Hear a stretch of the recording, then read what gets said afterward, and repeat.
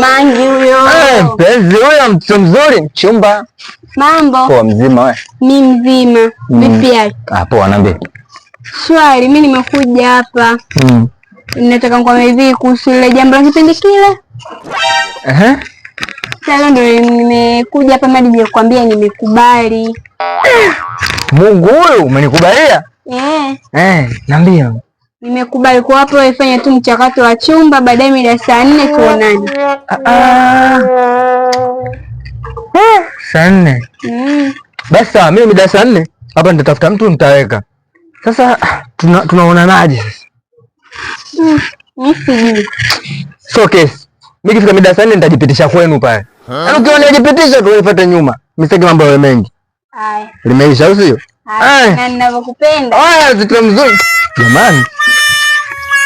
Haya, asante. Haya.